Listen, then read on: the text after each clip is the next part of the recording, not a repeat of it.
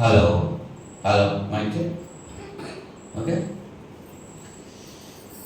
ప్రభు అయిన యేసుక్రీస్తు నామములో ఈ రాత్రి సమయంలో బైబిల్ తరగతికి వచ్చినటువంటి ప్రతి సహోదరునికి వందనాలు తెలియజేస్తున్నాను.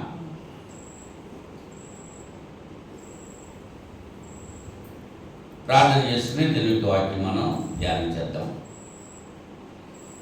మహోన్నతుడైన మా పరలోకపు తండ్రి, మీ పరిశుద్ధమైన ఘనమైన ఉన్నతమైన శ్రేష్టమైన నామానికి స్తుతులు స్తోత్రాలు సమర్పణ చేస్తున్నాం తండ్రి. గతించిన శుక్రవారం నుంచి ఇంత పర్యంతము మీ మహా దయచెప్పున కృప చెప్పున నందన మమ్మల్ని సజీవులకి ఉంచారు, సురక్షితంగా కాచి కాపాడారు. మీ స్తోత్రాలు. ఈ రాత్రి సమయంలో ప్రపంచవ్యాప్తంగా ఆయా ప్రాంతాల్లో జరుగుతున్నటువంటి బైబిల్ తరగతులన్నింటి కొరకు ప్రార్థన చేస్తున్నాం. ఉదయకాల సమయంలో జరిగిన తరగతులన్నింటినీ కూడా మీరు ఆశీర్వదించి నడిపించారు. అందుని బట్టి ఆయన మీ స్థితిలో స్తోత్రాలు సమర్పణ చేసుకుంటున్నాం. ఈ సమయంలో ఎంత పర్యంతము కీర్తన ద్వారా స్థుతి పొందారు. ఆయన వాక్యం ద్వారా మీరు నాతో మాతో మాట్లాడమని ప్రార్థన చేస్తున్నారు. ఇప్పుడు వచ్చిన ప్రతి బిడ్డను దీవించండి, మీ కృపలో భద్రపరచండి. ఇక రాలేకపోయిన బిడ్డ క్షమించి మీ చిత్తమైతే మరొక తరుణం వారికి అనుగ్రహిస్తారని ప్రార్థన చేసుకుంటున్నాను.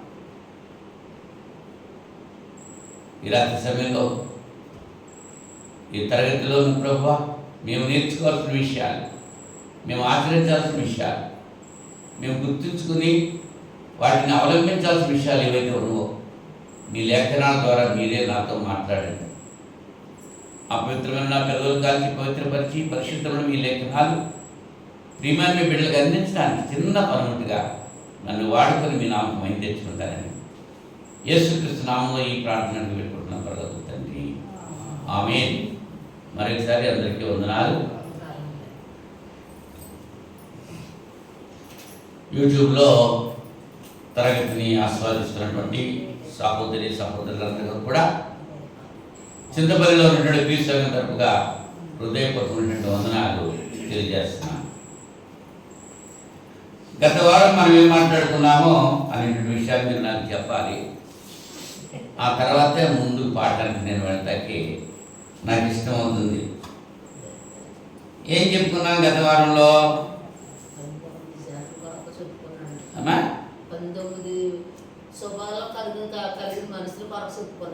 19 శుభాలు కలిగినట్ల శుభాలు కాదు, 19 రకాలైనటువంటి మనుషులు తత్వాలు ఉన్నాయి. అటువంటి వారికి క్రైస్తవుడు విముఖుడిగా ఉండాలి. అంత్య దినాల్లో ప్రజల పరిస్థితి చెప్పాడు. అటువంటి వారితో మనం గుర్తు పెట్టుకోకూడదు. ఒకటి, అటువంటి లక్షణాలు మనకు కలిగి ఉండకూడదు. అటువంటి వాటి నుంచి పారిపోమంటున్నాడు. వీటిలో అటువంటి వారితో మీరు కలవద్దు, అటువంటి లక్షణాలు మీరు ఉంచుకోవద్దు అని చెప్పి పౌలు గారు తిమోతితో హెచ్చరిక చేసినటువంటి మాటలు మనం చూశాం. కారణం ఏంటంటే యెషయా గ్రంథం 29వ అధ్యాయంలో మనం ఆలోచన చేశాం. యెషయా గ్రంథం 29వ అధ్యాయం 13వ వచనంలో చక్కటి వర్తమానం యెషయా గారు చెప్పారు. ప్రజలు భయభక్తులు కలిగి ఉండడం దేవుని యందు అది ఎలా నేర్చుకుంటున్నారంటే మానవుల యొక్క చదమ్మా, నా ప్రజలు నోటి మాటతో వచ్చుచున్నారు, పెదవులతో నన్ను కనపరచుచున్నారు, కానీ తమ హృదయమును నాకు దూరము చేసుకుని ఉన్నారు. వారు నా ఎడల చూపు భయభక్తులు మానవుల విధులను బట్టి వారు నేర్చుకున్నవి అంతే. కానీ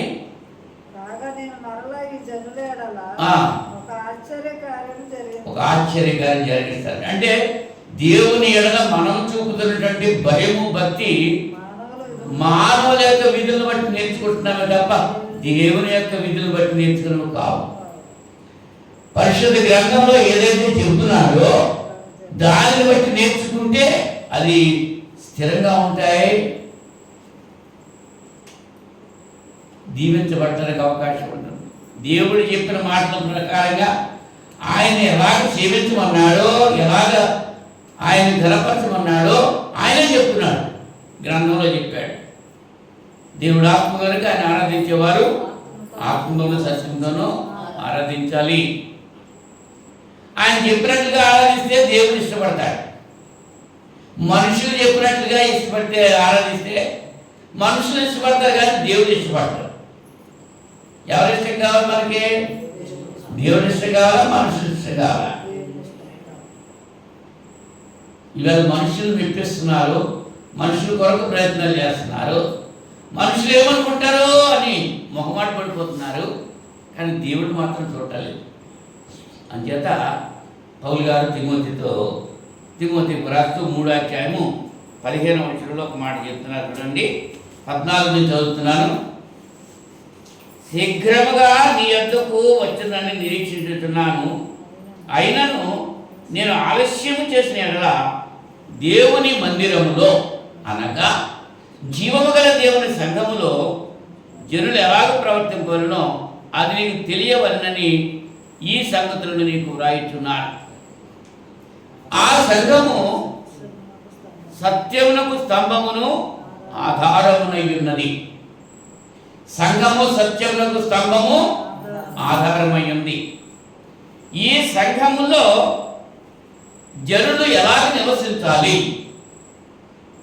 బయట ఉన్న వాళ్ళ సంగతి కాదు, లోకంలో ఉన్న వాళ్ళ విషయం కాదు, సంఘములో ఉన్నటువంటి వారు ఎలా జీవించాలి అనేటువంటి విషయాన్ని పౌలు గారు తిమోతి ద్వారా తెలియజేసుకుంటున్నారు.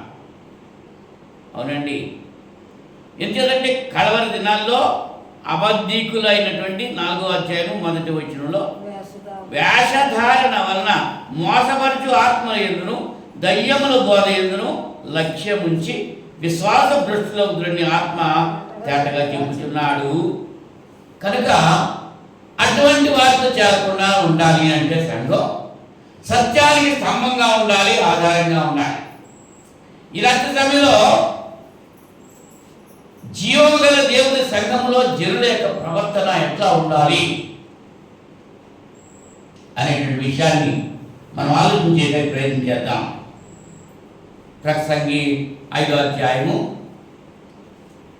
ప్రసంగి 5వ అధ్యాయం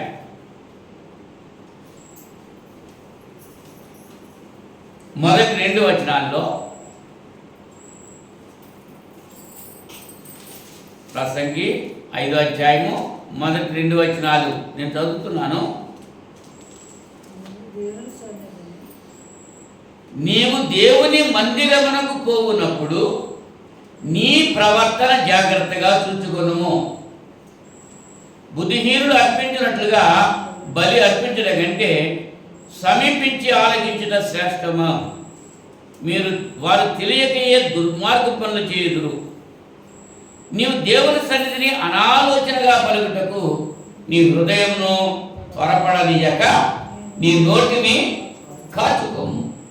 దేవుడు ఆకాశమందు ఉన్నాడు, నీవు భూమి మీద ఉన్నావు, కావున నీ మాటలు కొద్దిగా ఉండవలను.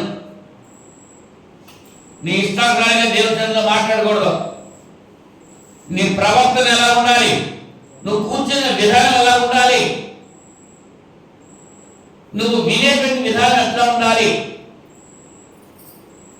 నీ ప్రవర్తన సరి చేసుకోమంటున్నాడు. జాగ్రత్తగా చూసుకో,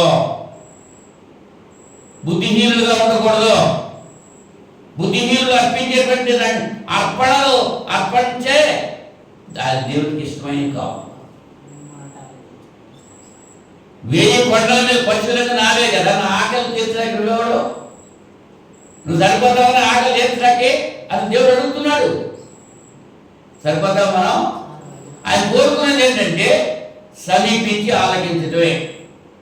బలి అర్పించడం కంటే సమీపించి ఆలకించడం శ్రేష్టం. వచ్చేసి నిద్రోతం కాదు,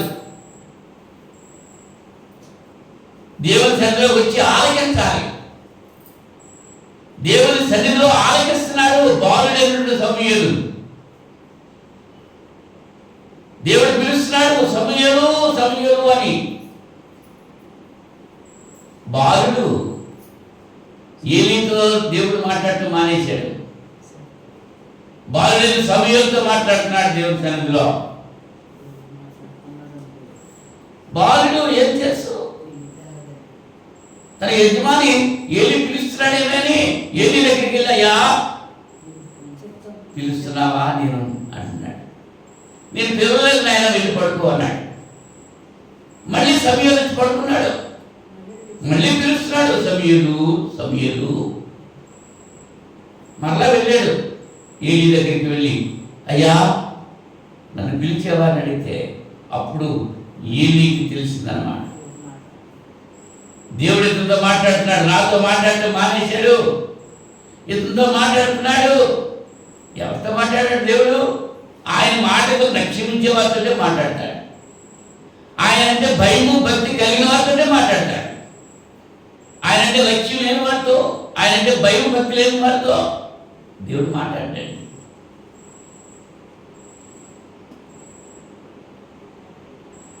నాయన ఈసారి నేను పిలిస్తే చిత్తం ప్రభువా నీ దాసుడు ఆలకిస్తున్నాడు అని చెప్పు, అప్పుడు నీకు స్వరం వినపడుతుంది. ఆ స్వరం ఏం చెప్పింది ఏమి తెలదే తూచదా పూర్ణ నాకు చెప్పు అన్నాడు. దేవుని శరీరంలో దేవుడు మాట్లాడేటప్పుడు వినేటువంటి మనసు కలిగి ఉండాలి తప్ప నిద్రపోయే మనసు, ఆలోచించే మనసు ఉంటే దేవునికి ఇష్టమైంది కాదు. దేవుని సన్నిధిలో ఎలా కూర్చోవాలో, దేవుని సన్నిధిలో ఎలా ప్రవర్తించాలో, దేవుని సన్నిధిలో ఎలా మాట్లాడాలో ఆలోచించేందుకు ఎంత వచ్చిన మాట్లాడకూడదు. ఇవాళ చాలా మంది అలా మాట్లాడుతూ ఉంటున్నారు దేవుని సన్నిధిలో. నీవు దేవుని సన్నిధిని అనాలోచనగా మా పలుకుటకు నీ హృదయం త్వరపడనీయక నీ నోటిని కాచుకోము. దేవుడు ఆకాశం మీద ఉన్నాడు, నువ్వు భూమి మీద ఉన్నావు, కావున నీ మాటలు కొద్దిగా ఉండవాలి. ఎదిరించకూడదు. పరిశుద్ధాత్ముడు మాట్లాడుతున్నప్పుడు లోబడాలి, ఎదురు చెప్పకూడదు. చాలా మంది ఏం చేసుకుంటున్నారు, ఎదురు చెప్పేస్తున్నారు. దేవుడికి శాపం వస్తుందని అనుకుంటలేదు, వాళ్ళు ఇష్టాంతరంగా మాట్లాడేస్తున్నారు. అనాలోచనగా మాట్లాడకూడదు. మీ ప్రవర్తన సరిగా ఉండాలి. రెండోది ఎఫెసీ పత్రిక 5వ అధ్యాయము 15-16 వచనాల్లో, ఎఫెసీ పత్రిక 5వ అధ్యాయం. దినములు చెడ్డవి కనుక సమయమును పోనీయక సద్వినియోగం చేసుకును. అజ్ఞానులే కాక జ్ఞానుల వలె నడుచుకున్నట్లు జాగ్రత్తగా చూసుకో. అంటే రెండోది ఏంటంటే సమయాన్ని పాటించాలి. సమయము వెళ్ళిపోయింది, మళ్ళీ రమ్మంటే వస్తుందా? ఇందాక ఉన్న సమయం ఇప్పుడు రమ్మంటే మళ్ళీ వస్తుందా? రాదు. అంచేత సమయం పోనీయక సద్వినియోగం చేసుకో. అజ్ఞానులే కాక జ్ఞానులే నడుచుకున్నట్లు జాగ్రత్తగా చూసుకోండి. మీరు అవివేకులు కాక ప్రభు యొక్క చిత్తం ఏమిటో గ్రహించండి. సమయం ఏ సమయానికి ఆరాధన జరుగుతుంది, ఏ సమయానికి బైబిల్ తరగతి జరుగుతుంది, ఏ సమయానికి స్త్రీల సమాజం జరుగుతుంది తెలుసు కదా. అది పోతే అది మళ్ళీ రాదు. అంచేత సమయానికి ముందు రావాలి. కార్యక్రమం పూర్తి అయ్యే వరకు దేవుని సన్నిధిలో ఉండాలి. మధ్యలో లేక అటు ఇటు తీరకూడదు. చాలా మంది అటు ఇటు తిరిగేస్తూ ఉంటారు, ఏదో పెద్ద పని ఉన్నట్టు. దేవుని సన్నిధికి రావడం ఎందుకు వచ్చారు? దేవుని సన్నిధిలో మౌనంగా ఉంటానికి, గడపడానికి, ఆయన మాటలు వినటానికే సహవాసం కలిగి ఉంటాయి. నిద్రపోయి వీళ్ళు నా ఇంట్లో నిద్రపోవచ్చు. ఇక్కడికి వచ్చి నిద్రపోతే దేవుడు కూడా ఏమిటో అనుకుంటున్నారు. దేవుడు అంటే నిర్లక్ష్యం చేస్తున్నారు, ఏం చేయట్లేదు అనుకుంటున్నారు. దేవుడి దగ్గరికి రాకుండా ఇంట్లో పడుతున్నా దేవుడు ఇష్టపడ్డావు. నువ్వు పనిచేయడానికి శక్తి ఎవరు ఇచ్చారు? నువ్వు ఆరోగ్యంగా ఉండడానికి నీకు ఆరోగ్యం అని ఇచ్చారు. నువ్వు సంపాదించుకుంటే ధనం ఎవరు ఇచ్చారు నీ కొరకు? ఇచ్చిన దేవుడిని మర్చిపోతే ఎలాగా? ఆలోచన చేసుకోండి. సమయానికి సంఘ కార్యక్రమాలకి రావాలి అనేటువంటి విషయం గుర్తుంచుకోవాలి. మూడవదిగా చూస్తే కొరింథీ మొదటి పత్రిక 14వ అధ్యాయము 40వ వచనంలో 14వ అధ్యాయము 40వ వచనం, సమస్తమును మర్యాదగాను క్రమముగాను జరగనీయుడి అన్నాడు. 40వ వచనం ఆఖరి భాగంలో సమస్తమును మర్యాదగాను క్రమంగాను జరగాలి సంఘ కార్యక్రమం. ఏంటి సంఘ కార్యక్రమం? పాల్గొవాలి. సమస్తము లోపలికి వచ్చిన తర్వాత అంతా క్రమంగా ఉండాలి. మన గృహాల్లో పనులు ఎలా పెట్టుకుంటూ ఉంటాం? ఫోటోలు తీసుకోవాలంటే మరి భోజనంలో పెట్టేస్తాం. ఎవరెవరు ఎక్కడ కూర్చోవాలి? సర్దుకుంటారా? మరి దేవుని సన్నిధిలో, దేవుని సంఘంలో, దేవుని యొక్క మందిరంలో ఆ క్రమం తెచ్చుకుంటుందో?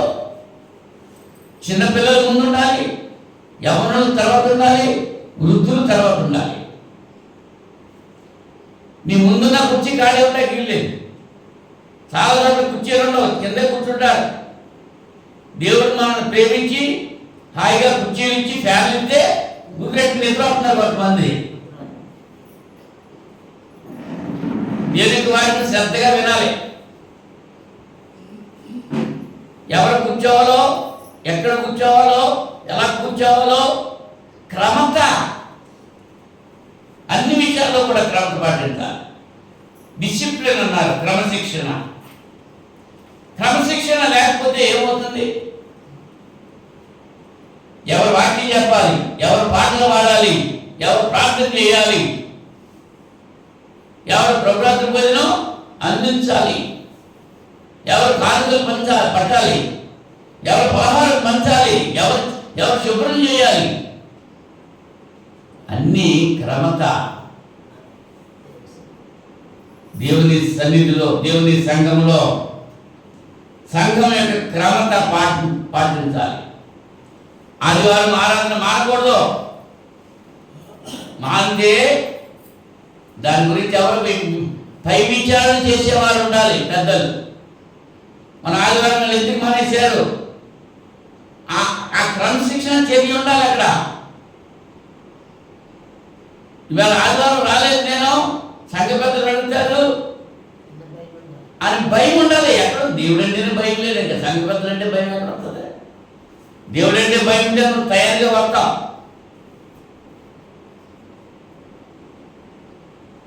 సంఘ కార్యక్రమాల్లో పార్టిసిపేట్ చేయాలి. నాకెందుకులే అని కొత్తగా వచ్చిన చుట్టాల్లాగా కూర్చోకూడదు.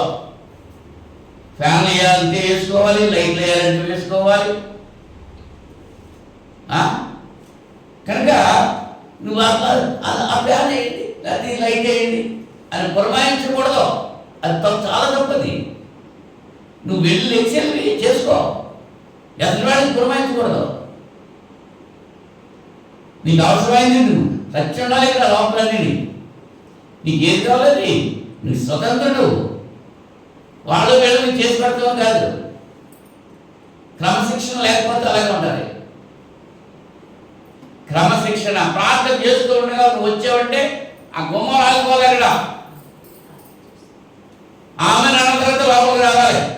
ఓ పక్కన ప్రార్థన చేస్తుంటే వచ్చేస్తూ ఉంటారు, కుర్చీలు చేసేస్తూ ఉంటారు ఆ వీటిలో.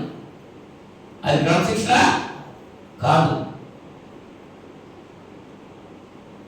ప్రార్థనకి ముందే రావాలి. ఆలస్యంగా వస్తే ప్రార్థన జరుగుతూ ఉంటే అక్కడ ఆగిపోవాలి. అక్కడ వరకు లేదు కంగారు, అక్కడికి వచ్చేస్తున్నా. అది ఉన్న వాళ్ళని పాడు చేయటం అని అలా ఉండకూడదు. క్రమశిక్షణ పాటించాలి. హెబ్రీ పత్రిక 13వ అధ్యాయం 17వ వచనంలో, హెబ్రీ పత్రిక 13వ అధ్యాయం 17వ వచనం,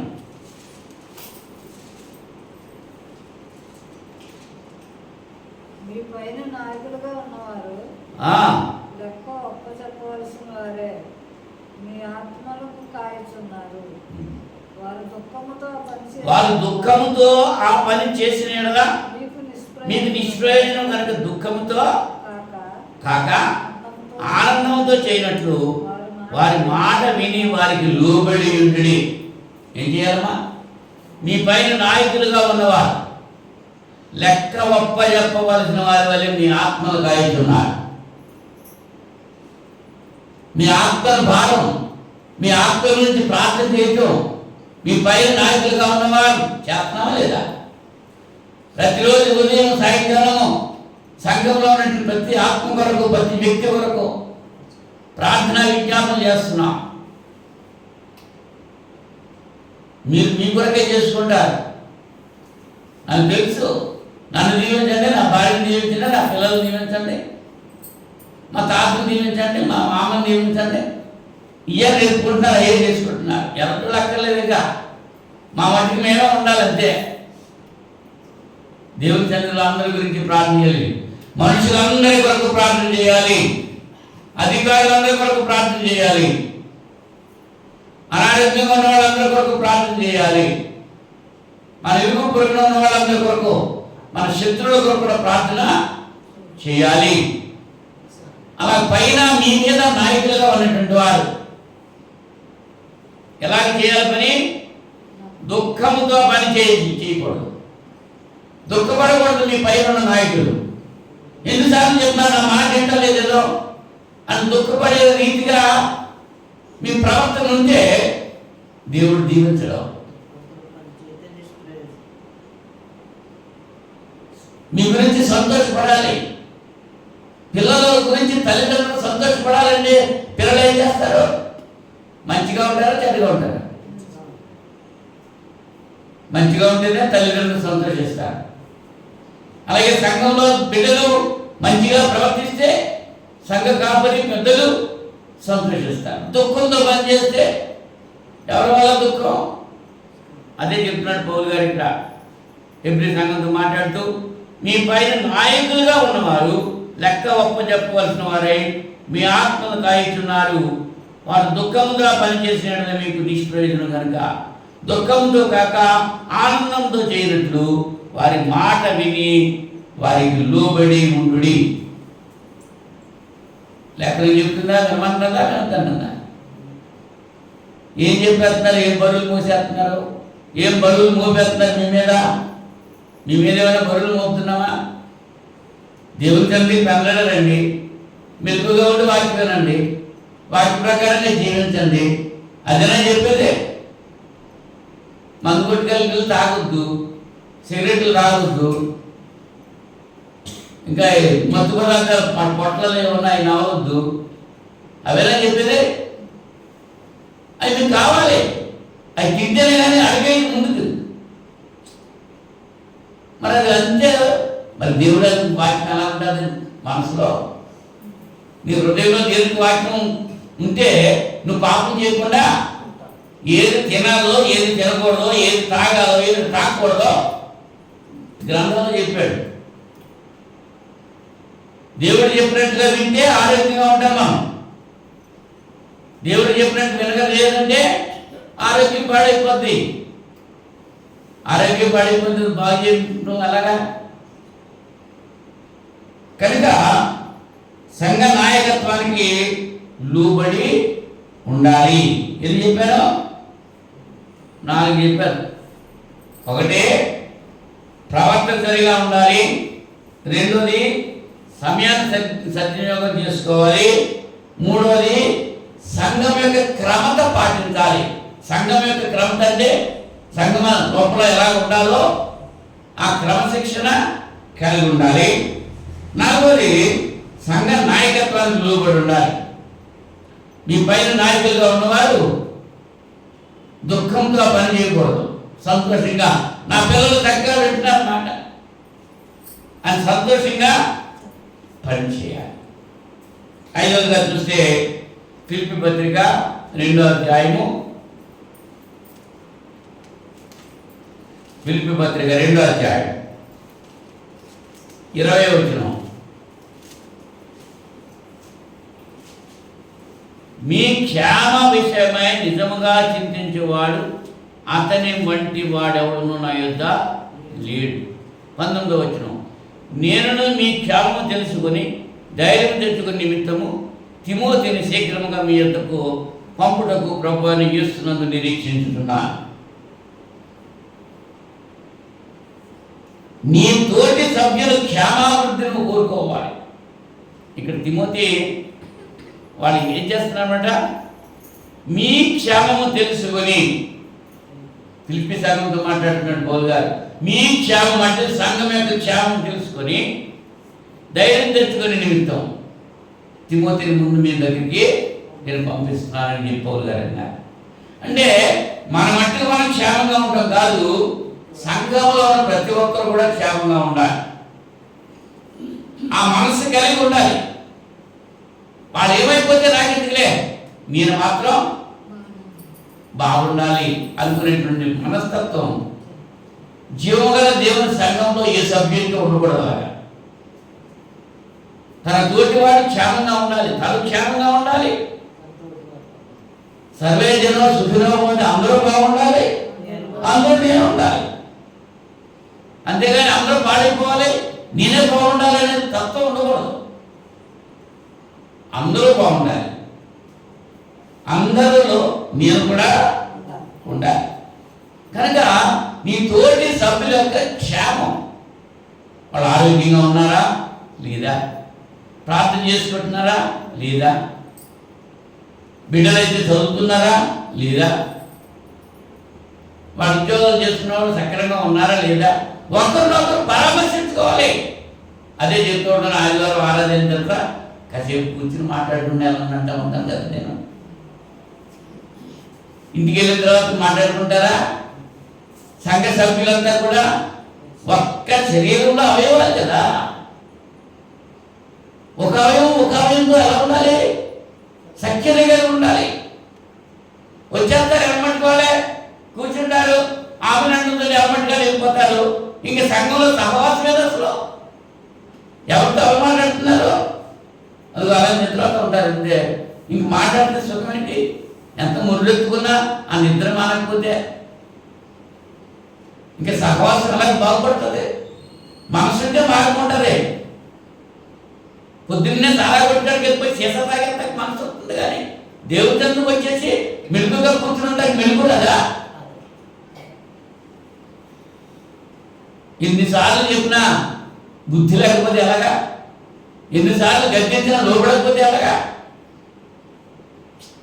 సాగుతుంది కదా, మంచి మనిషికి ఒక మాట, మంచి పశువుకి ఒక దెబ్బ అంతే, ఇంకోసారి కొట్టించుకోదు అది. మరి ఎన్నిసార్లు నేర్పించుకుంటావు? దేవుని సన్నిధిలో ఎలా ఉండాలో అలా ఉండకపోతే దేవుని దీవెనలు నీకు వస్తాయా? అదే చెప్తున్నాడు ఇక్కడ, నీ తోటి సభ్యులు క్షేమంగా ఉండాలి, నువ్వు క్షేమంగా ఉండాలి, నీ తోటి వాడు క్షేమంగా ఉండాలి. అదే సహవాసం. సంఘంలో మన శరీరంలో, క్రీస్తు యొక్క శరీరంలో మనం అవయవాలు, ఒక్కొక్క అవయవం. ఈ అవయవానికి ఒక్కొక్క దానికి ఒక్కొక్క పని ఉంటుంది. ఒక అవయవం మరి ఇంకొక అవయవం చేయదు. అలాగే ఇంకొక అవయవంతో ఇంకొక అవయవం సహకరించాలా లేదా? కాళ్ళలో పుచ్చుకుంటే ముందు చేతితో తీయాలా, కంటితో చూడద్దా? కాలుకే కదా పుచ్చుకున్నదని ఆ టైంలో ఉండిపోతున్నారు సంఘంలో బిడ్డలందరూ. నాకెందుకు అనుకుంటున్నారు? నిన్ను పెళ్ళయింది, సంఘంలో ఎంతమంది వచ్చారు సంఘస్థులు, ఎంత ప్రేమ కలిగి ఉన్నారో సంఘస్థులు. మీకు సిగ్గు రావాలని చెప్తాను ఈ మాటలో. నీ ఇంట్లో పెళ్ళైతే అందరూ రావద్దా? రాకపోతే నీకు ఎలా ఉంటుంది?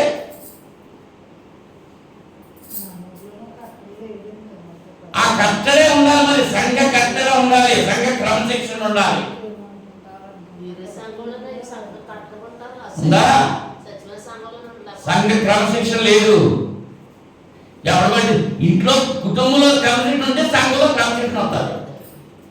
కుటుంబంలో క్రమశిక్షణ లేదు, భర్త మాట భార్య విందో, తల్లిదండ్రుల మాట బిడ్డలందరూ, సంఘంలో క్రమశిక్షణ వస్తుంది.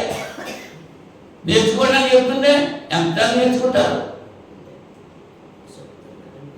క్రమశిక్షణ లేదు కాబట్టి ఈ రాత్రి సమయంలో పరిశుద్ధాత్ముడు మీతో మాట్లాడుతున్నాడు. ఇప్పుడైనా అటువంటి క్రమశిక్షణ కలిగి ఉండాలి. సహోదరులు అందరూ కూడా కలిసి ఉండాలి. తోటి సభ్యులు ఒకరికి వచ్చిన ఆపద మరొకరు ఆదుకోవాలి, వాళ్ళకి వచ్చిన కష్టం మరొకరితో చెప్పుకోవాలి, ఒకరి గురించి ఒకరు మాట్లాడుకోవాలి, సహాయం చేసుకోవాలి. అదే కదా సహవాసం ఉంటేది. ఆ సహవాసం ఎంతమంది ఉంటుంది. వాళ్ళ ఇంట్లో వాళ్ళే. మన గత వారంలో ఎప్పుడో చెప్పాను, కొత్తసారిగూడలో నేను మొట్టమొదట పనిచేసినప్పుడు ఎవరైనా పుట్టుకోరు వాళ్ళు అందరూ కలిసి ఆ చింత చెట్లు కూడా కాయలన్నీ రాజేసి అన్ని వాటి వేసుకుని పంచుకుంటారు. ఎంత అనాగరికులు వాళ్ళు, బట్టలు కట్టుకున్న చేతకానటువంటి వాళ్ళు, అంత ఐక్య స్వభావం కలిగి ఉన్నారు వాళ్ళు. అన్ని కలిసినట్టు మనం అనుకుంటున్నాం. సంఘంలో ఎలా ఉండాలో, జీవము గల దేవుని సంఘంలో జనులు ఎలా ఉండాలో అనేటువంటి విషయాన్ని ఇక్కడ పరిశుద్ధాత్ముడు తెలియజేస్తున్నాడు. నీ తోటి సభ్యుల క్షేమం. ఏదో ఫంక్షన్ చేసుకుంటున్నాం, అందరూ వెళ్ళాలి అక్కడికి. తాళాలు వేసుకుని బళ్ళు వెళ్ళిపోయారు ఇంటి పక్కలే. మరి ఇంకా క్రైస్తవ్యం ఎక్కడుంది అసలు? క్రీస్తు మనసు ఎక్కడుంది అసలు? క్రైస్తవుడిగా నువ్వు జీవించాలంటే క్రీస్తు ప్రేమ నీలో ఎక్కడుంది? ఆలోచన చేసుకోయి రాత్రి సమయంలో. నా ఆ రోజుగా చూస్తే అపొస్తలుల కార్యాలు 17వ అధ్యాయం 11-12 వచనాల్లో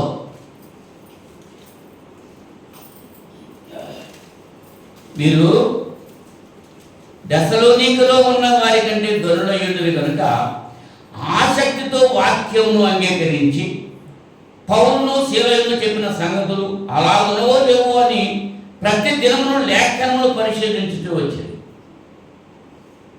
ఎవరండి వీళ్ళు? అంత్యోక్యలో ఉన్నటువంటి వారు. అంత్యోక్యలో ఉన్నవారు. దెస్సలోనికలో ఉన్న మంది అంటే గనులు. వీళ్ళు వాక్యం ఆసక్తి కలిగి ఉన్నారు. పౌలు శీల వాక్యం చెప్తుంటే అవి అలా ఉన్నవా లేవని ఇంటికి వెళ్ళి లేఖనాలు పరిశీలన చేశారండి. ఇవాళ మనం ఎలా ఉన్నాం? ఒక బైబిల్ పెట్టేశారంటే మళ్ళీ రాలేదు. మరి ఇంటికి వెళ్ళి లేఖనాలు ఎక్కడ చదువుతున్నారు? వాక్యం చెప్పినప్పుడు శ్రద్ధగా వినాలి. శ్రద్ధగా విని మనసులోకి ఎక్కించుకోవాలి. ఎక్కించుకున్నప్పుడు ఇంటికి వెళ్ళిన తర్వాత మళ్ళీ నెమలు వేయాలి. అదే దావీదు గారు అన్నారు, దివారాత్రము దాన్ని ధ్యానించేవాడు ధన్యుడు అన్నాడు. దుష్టుల ఆలోచన చెప్పుకున్నాడు. ఒక పాప మార్గం నిలవక అపాసు కూర్చుని చోట కూర్చుండక యెహోవా ధర్మశాస్త్రం ఆనందించు దివారాత్రం దాన్ని ధ్యానించేవాడు ధన్యుడు. ధ్యానించాలి.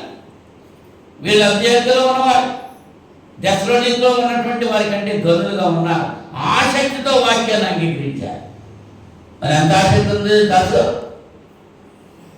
వాక్యం అంటే ఎంత ఆసక్తి ఉంది చింతలో? నిన్ను చెప్పి ఆదివారం చెప్పి జ్ఞాపకమయా? లేదు. వాక్యం ఎంత ఆసక్తి ఉండాలి.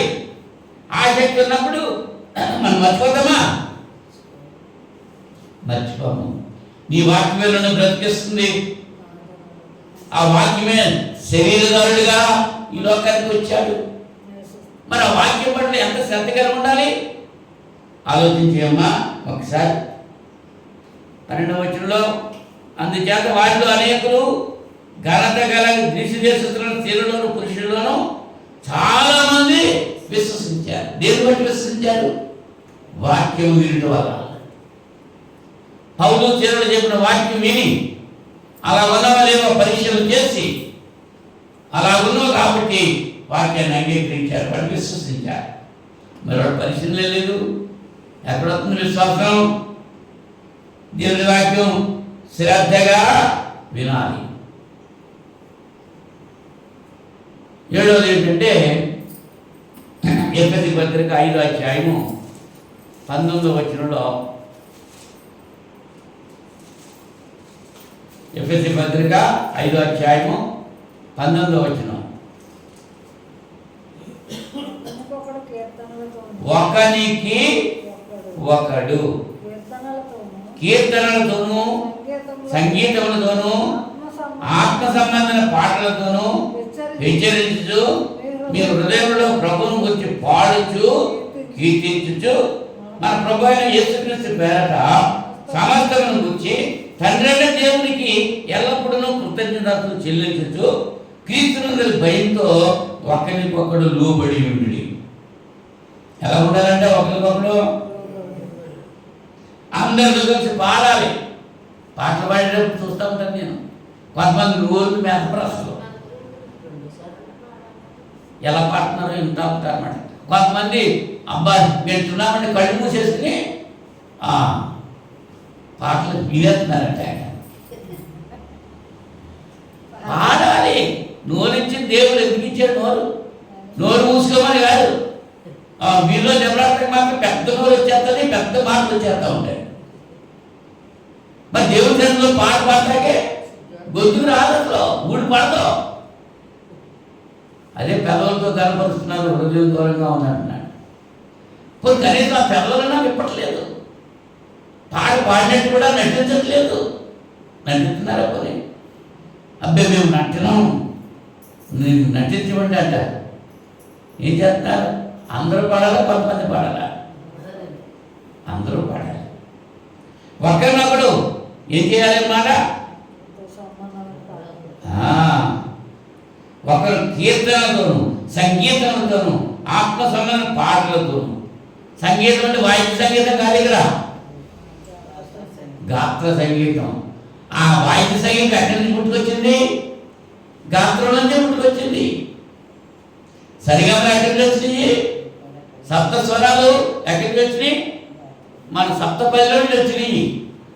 సప్తపది ఉంది ఇక్కడ లోపల. ఏ స్వరం కావాలంటే ఆ స్వరం మనం పలుకుతాం. పలికే శక్తి దేవుడు మనకి ఇచ్చాడు. వీళ్ళు పిట్టలాగా కూడా మాట్లాడుతున్నారు, వస్తున్నారు కొంతమంది. అవునా? సప్తపది ఇచ్చాడు. ఇన్ని 7 మార్గాలు. 7 మార్గాలు ఉన్నాయి ఇక్కడ. 7 స్వరాలు ఉన్నాయి. ఇంగ్లీష్ వాళ్ళు పాడుతూ ఉంటారండి పాటలు. వాయిద్యం వాయించినట్టే ఉంటుంది, చక్కగా పాడతారు.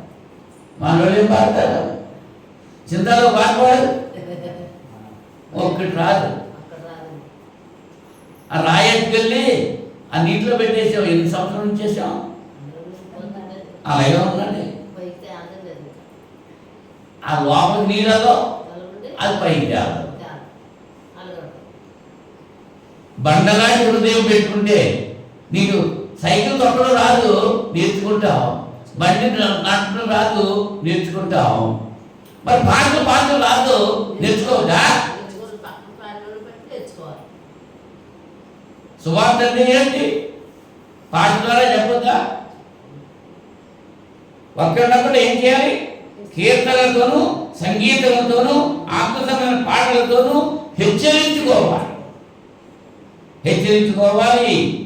మీ హృదయంలో ప్రభువును గురించి పాడాలి. ఎవడు పాడతాడు? యాకోబు అంటాడు, ఎవరికైనా సంతోషం కలిగితే వాడు కీర్తన పాడండి అంటాడు. యాకోబు పత్రికలో చూడండి, అన్నాడా లేదా? యాకోబు పత్రిక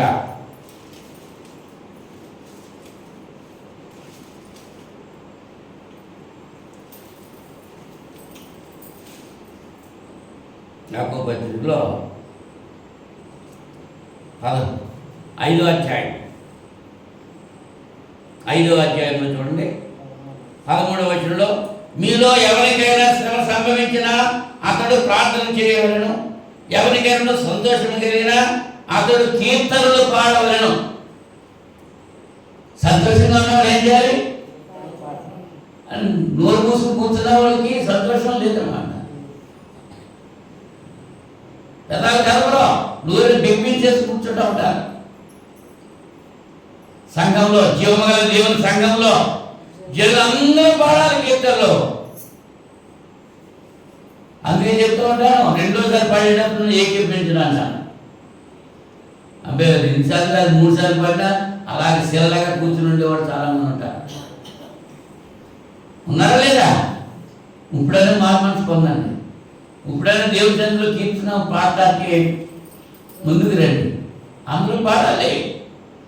కొన్ని సంఘాల్లో మన అబ్బాయి ఇచ్చాడు అబ్బాయి నుంచి మైక్ కోసం దెబ్బలాడుకుంటారంటే ఆడలు పాటలు పాడతారు. నేను పాడతాను మైకి, నేను పాడతాను మైకి. మనోడా మైక్ ఎత్తుంటే ఇంత దూరం ఎట్టేస్తారు. అది ఏదో షాప్ కొట్టేస్తారు మనం.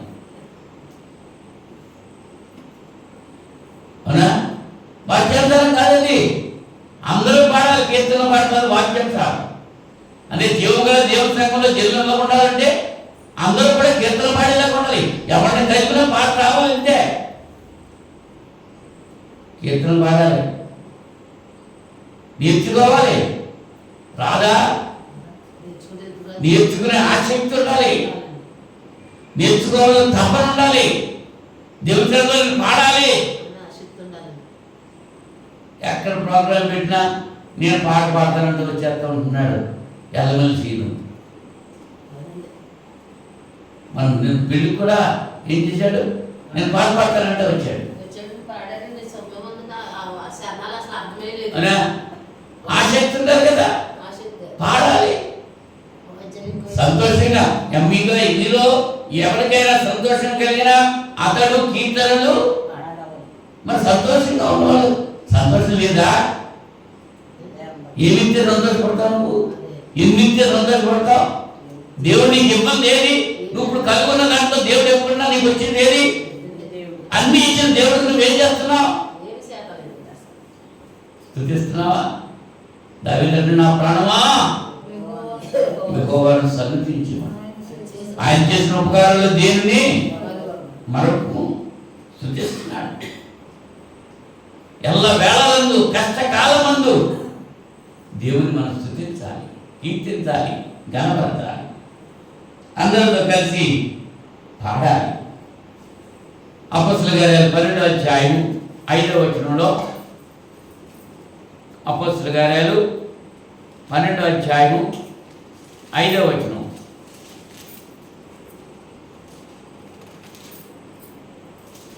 పేతురు చెరసాలలో ఉంచబడను, సంఘం అయితే అతని కొరకు అత్యాశక్తితో దేవునికి ప్రార్థన చేయుచుండను. సంఘం ఏం చేస్తున్నాం మగారి?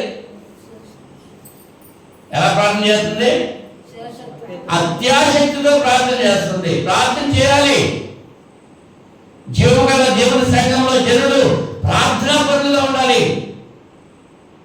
ఎవరిని అడిగితే వాడు, ఎప్పుడు అడిగితే అప్పుడు ప్రార్థన చేయడానికి సిద్ధంగా ఉండాలి. ప్రార్థన దేవునితో మాట్లాడటమే కదా. మీరు ప్రార్థన చేయండి అప్పుడు ముందు రాదు. దేవునితో మాట్లాడితే భయమా? దెయ్యంతో మాత్రం మాట్లాడతారు. దెయ్యాలు చెప్పినట్టు చేస్తారు. దెయ్యాలు ఏం చెప్పాయో అలాగే చేయాలి. మరి దేవుడు చెప్పినట్టు చేద్దా? ఆ తమ్మం బాధలని చెప్పిందంటే దెయ్యం ఆ టైంగా తమ్మం బాధేసారు. తోరణం కట్టాలని చెప్పిందంట దెయ్యం, ఆ తోరణం కట్టేశారు అక్కడ. మరి దేవుడు చెప్పాడా ఆ మాట?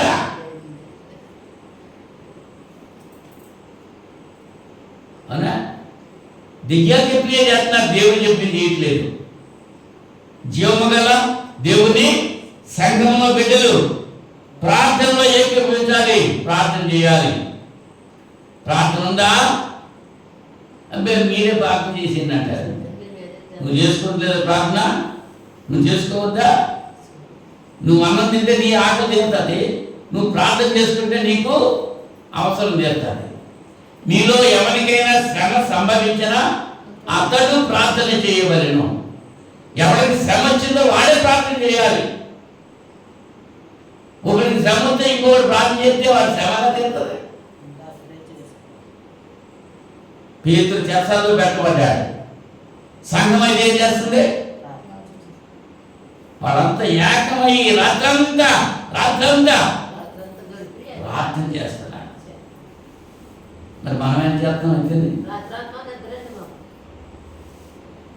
నిద్రపోతులు మరి. అక్కడికి వెళ్ళాక నిద్ర ఉండదు. జాగ్రత్త, కంటి మీద నిద్ర ఉండదు. ఇంకా నరకంలో పడ్డామంటే అగ్ని ఆరదు, పురుగు నిద్రోధలుగా చేయమంటే కుదరదు. దగ్గర చింతలు అంటాడు, అక్కడికి వెళ్ళాక నిద్రోధం ఉంటుంది కాబట్టి ఇక్కడ నిద్రోధం అని అంటాడు. ఇక్కడ మెరుగుగా ఉంటేనే అక్కడ మెరుగుగా ఉంటాం. ఇక్కడ నిద్రోధం ఉంటే అక్కడ నీ పని అంతే. ప్రార్థనలో ఏకీభవించాలి. 100వ కీర్తన 4వ చరణంలో 100వ కీర్తన 4వ చరణం.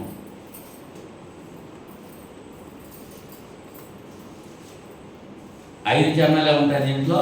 4వ చరణం, కృతజ్ఞత అర్పణలు చెల్లించుచు ఆయన గుమ్మములలో ప్రవేశించుడి.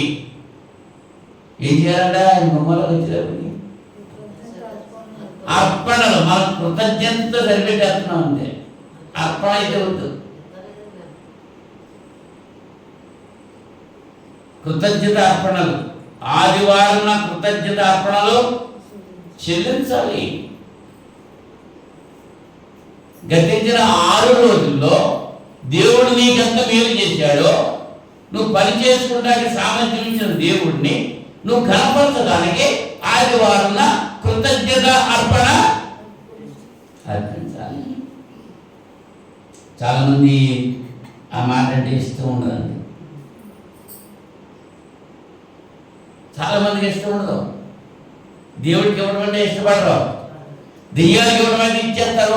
ఎంతో ఖర్చులు, ఎన్నో ఖర్చులు చేస్తూ ఉంటారు. దేవునికి ఇవ్వడం, దేవుని పని వరకు ఇవ్వడానికి చేతులు రావండి. వస్తున్నాయా? ఇచ్చేవాళ్ళు దీవించబడతారు. అబ్రహాం ఇచ్చాడు, దీవించబడ్డాడు. ఇవ్వలేదా? ఇయ్యని మీకు ఇవ్వబడని యేసుప్రభువే చెప్పారు. మీరు ఇస్తేనే మీకు ఇవ్వబడతాయి. చదువుకోకుండా, సంశయించుకోకుండా, తక్కువగా కాకుండా ఎక్కువగా దేవుని సన్నిధిలో ఆ దినం సమీపించే కొద్ది, అంటే ఆదివారం సమీపించే కొద్ది మీ దగ్గర కొంత ద్రవ్యాన్ని నిల్వ చేసుకుని ఆదివారం వచ్చేటప్పటికి ఆరాధనలో సమర్పణ చేయాలి. కృతజ్ఞత అర్పణలు, కృతజ్ఞత కానుకలు సంఘంలో, జీవం గల దేవుని సంఘంలో అర్పించాలి. ఆదివారం అయితే మానేస్తారు చాలామంది. మిగిలిన ఏం చేస్తూ ఉంటారు? ఎప్పుడు మీటింగ్ వేసేటప్పుడు చందా పెట్టేస్తారు. ఆశ్రమంలోగా అలాంటి కాబట్టి ఏం చేస్తూ ఉంటారు. మరి ఇప్పుడు ఆదివారం ఉంటే ఆరాధన, ఆదివారం ఉంటే కానుకలు పడండి. వారానికి ఒకసారి ఆ వారం అంతా దేవుడు మిమ్మల్ని కాచి కాపాడిన రీతిగా కృతజ్ఞతగా ఆ వారం మీకు ఎంత సంపాదన వచ్చింది, ఆ సంపాదనలో దేవుడు భాగం ఎంత, అది నువ్వు ఇస్తున్నావు నమ్మకంగానో ఇస్తేనే దేవుడు దీవించి ఆశీర్వదిస్తాడు. ఆయన కావాలయ్యి సంఘంలో సగ కార్యక్రమాల కొరకు ఉపయోగపడాలి. నా మందిరంలో అనేకులకు ఆహారం ఉండగలిగినట్లుగా అంటున్నాడు. మనకి గ్రంథం 3వ అధ్యాయం ఎందుకు తెమ్మంటున్నాడండి? ఎక్కడికి తెమ్మంటున్నాడు? అయ్యగారు జేబులో పెట్టమంటలేదు, బైబిల్లో పెట్టేయమంటలేదు. ఎక్కడ మంటున్నాడు? 3వ అధ్యాయంలో చూడండి, 10వ వచనం. నా మందిరంలో ఆహారం ఉండనట్లు 10వ భాగం అంతయు మీరు నా మందిరపు నిధిలోనికి తీసుకురండి. నేను చేసి మీరు నన్ను శోధించినలా నేను ఆకాశ పాకిళ్లను విప్పి పట్టజాలంత విస్తారంగా దీవులను కుమ్మరించిందని సైన్యులకు అధిపతి యెహోవా సెలవిస్తున్నాడు. మీ పంటను తినివేని పురుగులను నేను గద్దించదను, అవి మీ భూమి పంటను నాశనం చేయవు. మీ ద్రాక్ష చెట్లు అకాల ఫలము రాపక ఎండును అని సైన్యులకు అధిపతి యెహోవా సెలవిస్తున్నాడు. అవునా? దేవుడికి ఇస్తే మీ పంటలు తినేసేటువంటి పురుగులు నేను ఏం చేస్తాడు? గద్దిస్తాడండి. పురుగులు రమ్మంటే వచ్చేస్తాయి, మిడతలు వచ్చేసి తినేసి పచ్చదనం లేకుండా. ఆకాశ సైన్యం, దేవుని సైన్యం. చిన్నమ్మ, ఏ సైన్యం అది? విస్తారమైనటువంటి దీవెనలు. ఎప్పుడు ఇస్తానంటున్నాడు దేవుడు? నా మందిరంలో ఆహారం ఉన్నట్టు. 9వ వచనం చూడండి, ఈ జనులందరూ నా యొక్క దొంగిలించినై ఉన్నారు, మీరు శాపగ్రస్తులై ఉన్నారు. దేవుని దగ్గర వాగ్దానం చేస్తే దేవునికి ఇవ్వాల్సింది ఇస్తే దీవెనలు. జీవగల దేవుని సంఘంలో జనులు ఎలా ఉండాలి? ఇచ్చేవారుగా ఉండాలి, పుచ్చుకునేవారుగా ఉండకూడదు. ఏం దొరుకుతుందా మాకు, అక్కడికి వెళ్తే ఏది ఇస్తారా మాకు అంటున్నారు. మలకి గ్రంథం 3:14 చూడండి, దేవుని సేవ చేయటం నిష్ఫలమనియు ఆయన ఆజ్ఞలు గైకొని సైన్యములు గర్భజేవి యెహోవా సన్నిధిని మనము దుఃఖాక్రాంతులుగా తిరగటం వలన ప్రయోజనమేమి? ఏం కలిసి వచ్చింది? దేవుని సన్నిధికి వెళ్తేనే అని అనుకుంటున్నారు. ఏమ్మా, బంగారమ్మ, చిన్నమ్మ అనుకుంటున్నారా? వీళ్ళు అనుకుంటున్నారట, మీరు కాదు, మనం కాదు, వీళ్ళు అనుకుంటారట. ఏమని? దేవుని సేవ చేయడం నిష్ఫలం, ఆయన ఆజ్ఞలు గైకొని సైన్యం గర్భం చేసి యెహోవా సన్నిధిని మనం దుఃఖాక్రాంతులుగా తిరగడం ప్రయోజనం ఏంటి అంటున్నారట. ఉండాలి కదా ఆత్మ సంబంధం ఆశీర్వాదాలు మనం పొందాలంటే శరీర సంబంధం వనరులు దేవుని సన్నిధికి తీసుకుని రావాలి. ఈ దశభాగం అందరిలో అన్నాడు, ఇక్కడ అన్నింటిలో అన్నాడు. ధర్మశాస్త్ర యుగంలో అది దశభాగం. కానీ ఇప్పుడైతే క్రైస్తవ యుగంలో మీరు వర్ధిల్లను కలిసి దేవుని సన్నిధికి తీసుకురావాలి. ఎప్పుడు తీసుకురావాలి? ఆదివారం ఆరాధనలో. ఆదివారం ఆరాధనలో 5 భాగాలు ఉన్నాయి. ప్రార్థన, కీర్తనలు పాడటం, వాక్య పరిచర్య, ప్రభురాత్రి భోజనం స్వీకరించడం, కానుకల ద్వారా దేవుని కనపరచడం. ఈ 5 విషయాలు ప్రతి ఆదివారం ఎక్కడైతే జరుగుతూ ఉంటున్నాయో అక్కడ దేవుని యొక్క ఆశీర్వాదాలు వీండుగా ఉన్నాయి. కొంతమంది నెలలో ఒక వారమేనండి ప్రభురాత్రి భోజనం తీసుకోండి. ఆ తీసుకునేటప్పుడు కూడా ఏం చేస్తూ ఉంటారు? ఆ వారం కూడా వాళ్ళు భోజనం చేసేస్తారు, ప్రభురాత్రి భోజనం తీసుకుంటారు, ఆ కానుక వేసేసి వెళ్ళిపోతారు. లేకపోతే ఆ కానుక లేదు, భోజనం ఉంటేనే కానుక. అవునా? అంటే కానుకల కోసం సువార్త, ఆత్మ కొరకు సువార్త. ఏది కావాలి? అక్కడ ఈ ధనం అక్కడ ఉండదా? ఇవాళ ధనం సంపాదించుకుంటాకే సువార్తను సేవ చేస్తున్నారు. ధనం పొందడం కోసమే విశ్వాసం కూడా ప్రార్థన పడుతున్నారు. ఆ కూరగాయలు తెచ్చాయని అన్నాడు కదా, దేవుళ్ళలోకి వచ్చిన తర్వాత నేను 30 సెంట్లు పొలం కొనుక్కున్నాను అన్నాడు. దేవుళ్ళు రాకముందు నాకేం పొలం లేదు, దేవుళ్ళలోకి వచ్చాక వ్యాపారం చేసుకుంటున్నాను, 30 సెంట్లు పొలం కొనుక్కున్నాను అన్నాడు. ఆ పొలం కొనుక్కుంటా కదా, ఇల్లు కట్టుకుంటా కదా దేవుళ్ళకి వస్తాం. నువ్వు చనిపోయే నీ ఆత్మ దేవుని దగ్గరికి ఎక్కడికి వెళ్తుంది? నరకంలోకి వెళ్తుందా? నిత్య జీవనంలోకి వెళ్తుందా? అందుకోసం దేవుని నమ్ముకోవాలి. భౌతికమైన విషయాల వరకు కాదు. ఎందుకు దేవుని నమ్ముకోవాలంటే ఈ దేవుని నమ్ముకోనోడు కూడా వాళ్ళే ఎక్కువగా ఉన్నారు. ఎలాగున్నారు వాళ్ళు? గర్విష్ఠులు ధన్యులగుదురని, యెహోవాను శోధించి దుర్మార్గులు వర్ధిల్లుదురని, వారు సంరక్షణ పొందుదురని వీళ్ళు చెప్పుకుంటున్నారంట. మలకి గ్రంథం 3:15 దుర్మార్గులే బాగున్నారు దేవుళ్ళో ఉండేవాళ్ళు కంటే. అంటే దేవుళ్ళో ఉండేవాళ్ళు ఎందుకేంటి దేవుని సన్నిధికి వెళ్తాము? దేవుని సన్నిధికి వెళ్ళినోళ్ళు వెళ్తున్నారు. వాళ్ళు ఎలా ఉన్నారంట? వాళ్ళు వర్ధిల్లుతున్నారు వాళ్ళు అని అనుకుంటున్నారంట. వాళ్ళు మనం అనుకుంటున్నామా లేదా? అనుకుంటే ఏం చేయాలి? కృతజ్ఞత కానుకలు దేవునికి ఇవ్వాలి. సంఘము ద్వారా అనాథలకు, పేదలకు, అనేకులకు ఏముండాలి? ఆహారం ఉన్నట్లు. 10వ వచనంలో నా మందిరంలో ఆహారం ఉన్నట్లు పర్యవ భాగమంతయు మీరు నా మందిరపు నీతిలోనికి తీసుకున్నారండి. దీన్ని చేసి మీరు నన్ను శోధించిన ఎడల శోధించవచ్చమ్మా. నీ ప్రభువు దేవుడిని శోధించవద్దన్నాడు. దీన్ని చేస్తే శోధించవచ్చంట. మనం దాన్ని చేయకుండా శోధించేస్తాం సాధన. దీన్ని చేసి శోధిస్తే దేవుడు ఏం చేస్తాడు? మీరు చేస్తారు. మనం చేయకుండా శోధించేస్తున్నాం.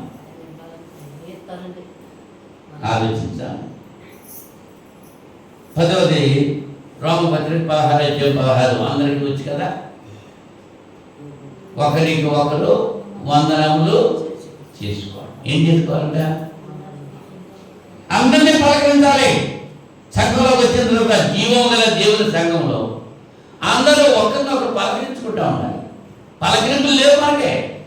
బిగిసిపోయి కూర్చుంటారు, వచ్చేసి మళ్ళీ 5 మందికి తిరిగిపోతారు. ఎందుకు వచ్చారో ఎందుకు వెళ్ళారు పక్కలకి తెలవరు. అలా ఉండటం మంచిదా? సంఘంలో ప్రవేశించుకుంటే అందరికీ వందనాలు చెప్పుకోవాలి. నీ ప్రక్కన కూర్చున్న వాడికి వందనాలు చెప్పుకోవాలి. ఒకరినొకరు సంతోషంగా పలకరించుకోవాలి. చూడండి, పెళ్ళిళ్ళకి వెళ్ళినప్పుడు ఏం చేసుకుంటారు? కలుసుకుంటారు కదా. కలుసుకుని ఏం చేసుకుంటారు? ఒకరికొకరు వాళ్ళు ఏదో ఊరి నుంచి వచ్చారు, వీళ్ళేదో ఊరి నుంచి వచ్చారు, వాళ్ళ బంధువులు అక్కడ కూర్చున్నారు. ఏం చేసుకుంటారు? అక్కడ బిగిసిపోయి నడకుండా కూర్చుంటారా? అమ్మా మాట్లాడద్దమ్మా, అది ఎన్నో మాట్లాడమ్మా. పిలిచి ఏమైపోయింది? ఈ పిలిచి అంటున్నారు కదా మీరు మాట్లాడుకునేది అంటే ఊరుకుంటారా? ఊరుకోరు. ఏం చేస్తారు? అయితే మీరు మరి మేము మాట్లాడుతుంటే మీరు మాట్లాడుతుంటారే. మరి దేవుని వాక్యం చెప్పాడు మాట్లాడాలా? ఈ పిల్లలు వచ్చి ఒకరినొకరు పలకరించుకోవాలి. ఆరాధన అయిపోయిన తర్వాత ఒకరినొకరు పలకరించుకుని వెళ్ళాలి. అబ్బే కాసేపు ఉంటే కుదరదు. ఆరాధన అయిన తర్వాత కాసేపు ఉంటే అలాగా. ఈ దినమంతా దేవుని దగ్గర సంగతి మర్చిపోతున్నాను. ఒక 2 గంటలు దేవునికి ఎత్తులకే ఇబ్బంది పడిపోతున్నావు. నీకు ఎన్ని ఇచ్చాడు దేవుడు? తన కుమారుడే ఇచ్చేసాడు కదా నీ కొరకు, నా కొరకు. ఆయన ఇబ్బంది ఏంటి మనకి? మరి మనం కొంచెం సమయం ఇవ్వడాకే ఆయనకి వెనుకడుతున్నామే. ఆరాధనకు ముందు రావడానికి కష్టమైపోతుంది. ఆరాధన పూర్తయ్యేదాకా ఉంటా కష్టమైపోతుంది. మధ్య మధ్యలో లేచిపోతూ ఉంటా. దేవుడు పిలిస్తే ఏం చేస్తావు? టైంలో ఇవన్నీ చూసుకుంటావా? ఆగు బాబా కాసేపు మీరు చూసుకుని వస్తానంటే ఆగుతుందా మనం? ఏమ్మా అన్నీ ఏ పట్టుకెళ్తాం మనం కూడా. మరి దేవుని మాటలు లెక్క పెట్టాలా? మన మాటలు లెక్కించుకోవాలా? దేవుని కొరకు మనం జీవించాలా? మన కొరకు మనం జీవించాలా? ఎవరిచ్చారో ప్రాణం, ఎవరిచ్చారు ఈ జీవం? ఈ దినాన్ని ఈ క్షణంలో మనం ఎలా ఉన్నామంటే దానికి కారణం ఎవరో? ఆ దేవుడిని సృష్టించొద్దా? ఆ దేవుడి మాట వినొద్దా? ఆ దేవుడిని ఘనపరచొద్దా? ఆయన పక్కన పెట్టేసి మనకి ఏమి ఇవ్వనట్టుకుని ఏలాడుతూ ఉంటున్నాం. అవునా? పేతురు మొదటి పత్రిక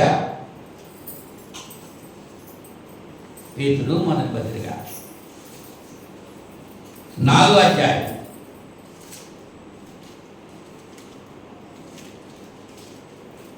పేతురు మొదటి పత్రిక 4వ అధ్యాయం 10-11 వచనాల్లో దేవుని నానా విధమైన కృప విషయమై మంచి గృహ నిర్వాహకులయ్యుండి ఒక్కొక్కడు కృపావరం పొందిన కొలది ఒకరికొకడు ఉపచారం చేయండి. ఒకరికొకరు ఏం చేయాలంట? ఉపచారం చేయాలి. చేయించుకోవడం కాదు. ఉపచారం చేసేవాడు గొప్పడా, చేయించుకున్నాడు గొప్పడా? అమ్మా మన లోకంలో చేయించుకునేవాడు గొప్పవాడు. అవునా? మనకాయ నేను బైబిల్ చేస్తుంది, బ్యాగ్ కట్టుకొస్తుంది, నేను పట్టుకొస్తాను. వద్దురా బాబు, నా బ్యాగ్ నేను మోసుకోగలను. ఎవరి భారం వాళ్ళు మోసుకోమన్నాడు దేవుడు. మరి కొంతమంది ఏం చేస్తూ ఉంటారు, వాళ్ళు బైబిల్ మోసుకోలేరు, పక్కన మొయ్యాలంట. ఉపచారం చెయ్యమన్నాడు, చేస్తేనే కనుక యేసు ప్రభు శిష్యుల పాదాలు ఎందుకు అడిగాడు? మాదిరి బోధకుడిని నేనే మీ కాళ్ళు కడిగితే మీలో ఒకరికొకరు మీ కాళ్ళు అంటే కాళ్ళు కట్టుకోమని కాదు అక్కడ అర్థం. ఒకరికొకరు లోబడి ఉండాలి, ఒకరినొకరు గౌరవించాలి, ఒకరినొకరు ప్రేమించాలి, ఒకరినొకరు మర్యాదించుకోవాలి, గడపరుచుకోవాలి. పరిచర్యలో నమ్మకం 10వ వచనంలో 11వ వచనంలో ఒకడు బోధించిన దైవోక్తులు బోధించినట్లు బోధింపవలను, ఒకడు ఉపచారం చేసినట్లుగా దేవుడు అనుగ్రహించి సామర్థ్యం నుండి చేయవలను. ఇందువలన దేవుడు అన్నిటిలోనూ యేసుక్రీస్తు ద్వారా మహిమపరచబడును. అన్నిటిలో యేసుక్రీస్తు ద్వారా దేవుడు మహిమపరచబడతాడు. ఎవరి ద్వారా మహిమపరుస్తున్నాడు? క్రీస్తు ద్వారా మహిమపరుస్తున్నాడు దేవుడు. దేవునికి ఆశీర్వాదాలన్నీ ఎవరి ద్వారా వస్తున్నాయి? మనకి క్రీస్తు ద్వారా వస్తున్నాయి. మనకి విజ్ఞాపనలు, మనకి ప్రార్థనలు ఎవరి ద్వారా వెళ్తున్నాయి? దేవుడికి క్రీస్తు ద్వారా వెళ్తున్నాయి. అవునా? కనుక పరిచర్యలో మనం ఎలా ఉండాలి? నమ్మకంగా ఉండాలి. నమ్మకం అన్నది కావాలి. నమ్మకం లేదు, మాట్లాడు అడుగుతుంటే రమ్మంటే అని చెప్తున్నాం, పలానప్పుడు రమ్మంటే ఆడు వచ్చేవారు వాడు వస్తాడో కాడో మనకు తెలియదు. నమ్మకం ఉందా? అంచేత నీ మాట అవునంటే అవును, కాదంటే కాదు. అవునని చెప్పి కాదన్నట్టు ఉండకూడదు. నీ మాట ఇస్తే నెరవేర్చుకోవాలంటే అది కష్టం వచ్చినా సరే నష్టం వచ్చినా సరే ఆ మాటే నెరవేర్చుకోవాలి. న్యాయాధిపతుల గ్రంథంలో యెఫ్తా గురించి మనం ఆలోచన చేసినప్పుడు మాట ఇచ్చాడు కానీ నెరవేర్చుకుంటాకే ఇష్టపడలేదు. కానీ కూతురు ఏం చేసింది? నెరవేర్చింది. పిల్లలు చెప్తే వినాలా? పెద్దోడు చెప్పిన మాట పిల్లలు వినాలా? ఎవరన్నారమ్మా? మరి ఇప్పుడంతా రివర్స్ అయిపోయింది. విన్నారా? రుద్రపాడు నీ మాట అంటున్నాడా? నీ మాట ఆడనాలి, కానీ ఆడి మాట నువ్వే అంటున్నావు. ఆడు చెప్పినట్టు నువ్వు చేయాలా, నువ్వు చెప్పినట్టు ఆడు చేయాలా కదా? అప్పుడు సంఘంలో ఏం జరుగుతుంది? పెద్దోళ్ళు చెప్పినట్టు పిల్లలు ఉంటున్నారా? పిల్లలు చెప్పినట్టు పెద్దోళ్ళు ఎలా జరుగుతుందా? క్రమశిక్షణ, పరిచర్యలో నమ్మకంగా ఉండాలి. ఆఖరిగా యోహాను సువార్త 4వ అధ్యాయము 24వ వచనంలో దేవుడు ఆత్మ కనుక ఆయన ఆరాధించేవారు ఆత్మతోనూ సత్యంతోనూ, ఆత్మతోనూ డ్రమ్ములతోటి తప్పటంతో ఉంది. అక్కడ ఆరాధన చేద్దామంటున్నాడు, పాట పాడటం మొదలెడుతున్నాడు, తాపిగానే పడుతున్నాడు. ఆఖరి జన్మ వచ్చేటప్పటికి స్పీడ్ రైజ్ అయిపోద్ది, బండిలో స్పీడ్ అయిపోద్ది అనమాట. స్పీడ్ అయ్యి ఆ డ్రమ్ము అలా ఆగినప్పటికీ పాట ఆగిపోతుంది. అదేనా ఆరాధన? ఆ ఆరాధన దేవుడు కోరుకుంటున్నాడు. దేవుడు ఆత్మ కనుక ఆయన ఆరాధించేవారు ఆత్మను సత్యంతోనూ ఆరాధించాలి. ఉందక్కడ? ఉందమ్మా బైబిల్లోనూ? అలాగే ఉందా? ఇలాగా ఆత్మతో సత్యంతో ఆరాధించాలి అని ఎలాగైతే ఉందో అలాగే డ్రమ్ములతో తప్పట్లతో ఆరాధించాలని ఎక్కడ రాస్తుందా? కొన్ని గంతులేసి ఒక్కరి మాటలు మాట్లాడుతూ ఆరాధించాలని ఎక్కడ రాస్తుంది? అక్కడ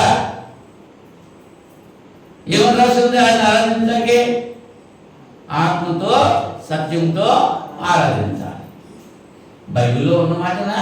లేదు మాట. అబ్బాయి ఉన్నది మేము చేయమండి, లేదు వాటిని చేస్తూ ఉంటాం. అదే మన నైజం అయిపోయింది. అలాగే లేని చేసేదే ఇవాళ ఎక్కువైపోయింది. ఇందులో ఉన్నవి చేయమంటే ఇబ్బంది చేస్తుంది. ఎన్ని మాటలు చెప్పేశాను కదా, ఏమో అని చెప్పేశారు. 12 చెప్పారు. ఎన్ని? 12 చెప్పారు. ఒక్కొక్కటి చెప్తాను, మీరు చెప్పండి, అప్పుడు విడిచిపెట్టాను. జీవము గల దేవుని సంఘంలో జనుల ప్రవర్తన ఎలా ఉండాలి?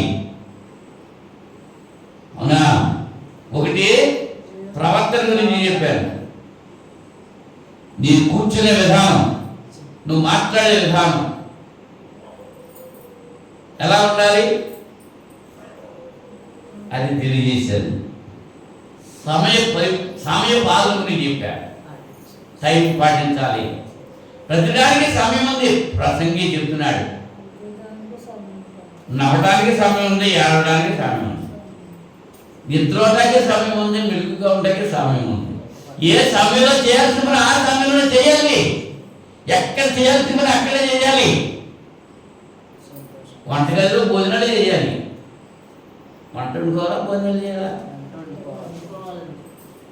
మరి వంటగదిలో ఎందుకు ఇచ్చాం?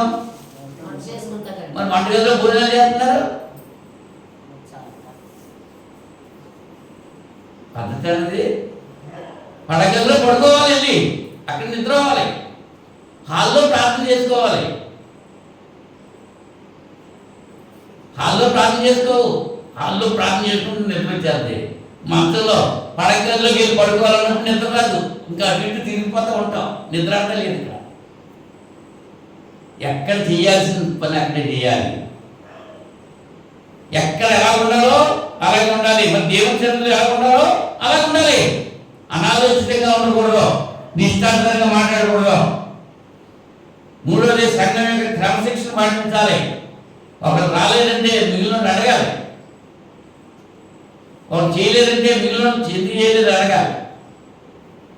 అవునా? క్రమశిక్షణ ఉండాలి, పాటించాలి. నాలుగోది సంఘ నాయకత్వానికి లోబడి ఉండాలి.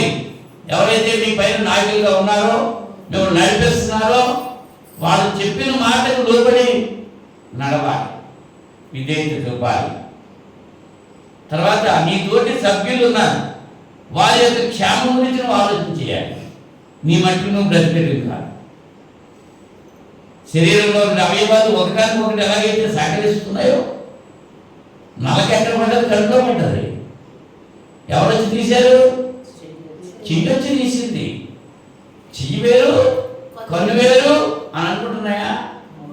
మరి సంఘంలో సభ్యులంతా కూడా ఒకటే. వాళ్ళ బాధ వస్తే వీళ్ళు బాధపడాలి, వాళ్ళ సంతోషం వస్తే వీళ్ళు సంతోషించాలి. అంచేత సంతోషించండి, అందరూ నాతో సంతోషించండి అనే ఒక పాట ఉంది.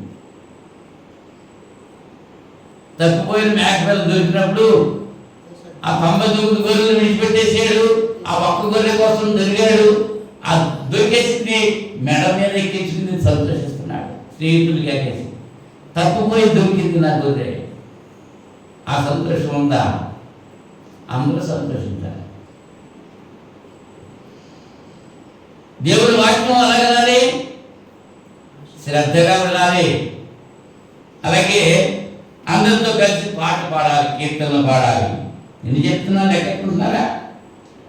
అందరితో కలిసి పాటలు పాడాలి. ఏడోది అందరితో కలిసి ప్రార్థనలో ఏకీభవించాలి. ఎనిమిదోది కృతజ్ఞత కానుకలు చెల్లించాలి.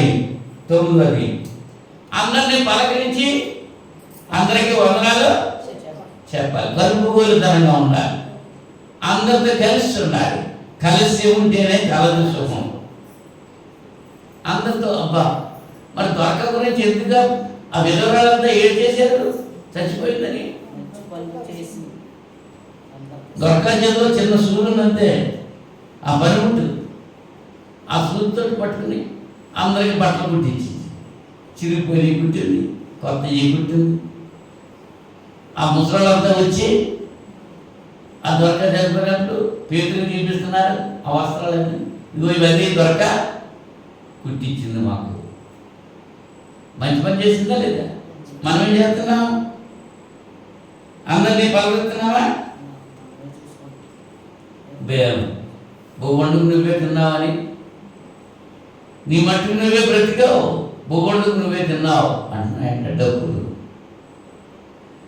అలాగైతే ప్రయోజనం లేదు. అందరి కోసం ఉండాలి. యేసు ప్రభు అందరి కోసం చనిపోయారా? కొందరి కోసమేనా?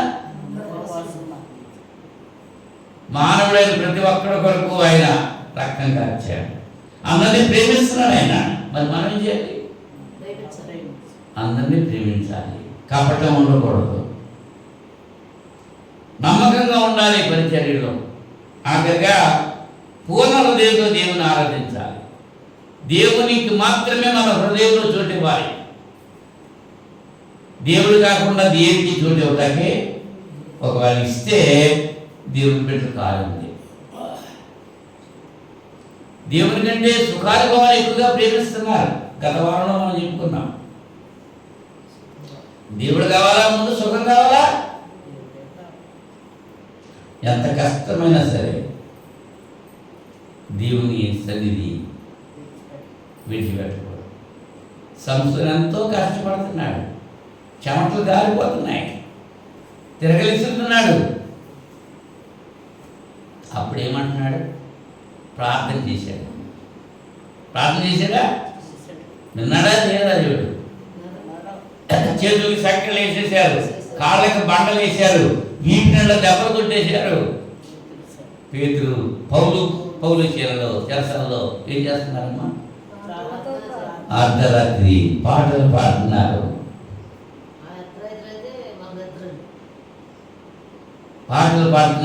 పాటలతో దేవుని స్తుతిస్తున్నారు. మరి మనం ఏం చేస్తున్నాం? అలాంటి ఇబ్బందులు ఎవరు ఉన్నాయా? నువ్వు ప్రార్థన వస్తే చేస్తాలో పడేస్తానని ఎవడని అన్నాడు నిన్ను? స్వతంత్రంగా ఉన్నప్పుడు మనం మరి స్వతంత్రం ఇచ్చినప్పుడు ఏం చేయాలి? దేవునికి ఇష్టలుగా జీవించటాకే ప్రయత్నించాలి. 12 విషయాలు మీతో ముచ్చటించాను. ఆ రీతిగా జీవము గల దేవుని సంఘంలో జరుగే ప్రవర్తన ఇలా ఉండాలి అనేటువంటి విషయాన్ని ఈ రాత్రి సమయంలో మీతో పంచుకుంటానికి దేవుడి చూపిన కృపను బట్టి దేవుడికి కృతజ్ఞత తెలియజేస్తూ విన్నటువంటి మీ అందరికీ కూడా వందనాలు తెలియజేస్తూ ముగిస్తూ ఉంటున్నాను. ప్రార్థన చేసుకున్నాం. మహోన్నతుడా, పరిశుద్ధుడా, మీకు స్తోత్రం తండ్రి. ఈ రాత్రి సమయంలో ఈ తరగతిని మీరు నడిపించారు. విన్నటువంటి ప్రతి బిడ్డలు దీవించండి. విని విడిచిపెట్టడం కాదు, కానీ వాక్య ప్రకారంగా జీవిస్తూ మీరు దీవులు పొందే వాక్యం అన్న ప్రతి బిడ్డకు నాయన మీరు అనుగ్రహిస్తారని విజ్ఞాపన చేసుకుంటున్నాను. నాయన ఇప్పుడు వచ్చిన ప్రతి బిడ్డను దీవించండి. యూట్యూబ్లో వాక్యం వింటున్న ప్రతి బిడ్డపై మీ యొక్క ఆశీర్వాదం నిండుగా ప్రమాణించేయండి. వారు వినడం మాత్రమే కాదు, ఇతరులకు కూడా వినిపించే అవకాశము, ఆలోచన బిడ్డలో గుర్తింపు చేయమని మనం చేస్తున్నాం. నాయన గత వారమంతా కూడా మీరు మమ్మల్ని కాపాడిన రీతిగా, అంతకంటే అధికమైన రీతిగా రాబోయేటువంటి వారు కాచి కాపాడతారని నేను ప్రార్థన చేస్తున్నాను. వెత్తబడిన వాక్యం మీద హృదయాలు బలిపరుచుకుంటానికి సహాయం చేయండి. మీ చిత్తమైతే, మీ కుమారుడు తీసుకురాక ఆలస్యమైతే మరొక శుక్రవారం మేము కలిసి మిమ్మల్ని స్తుతించి ఘనపరిచి మీ లేఖనాలు ధ్యానించి ప్రార్థించే భాగ్యం మాకు దయచేయమని ఈ ప్రార్థన మా రక్షకుడు మీ ప్రియకుమారుడు యేసుక్రీస్తు నామములో వేడుకుంటున్నాను పరలోకపు తండ్రి. ఆమేన్. ఆమేన్. అందరికీ వందనాలు.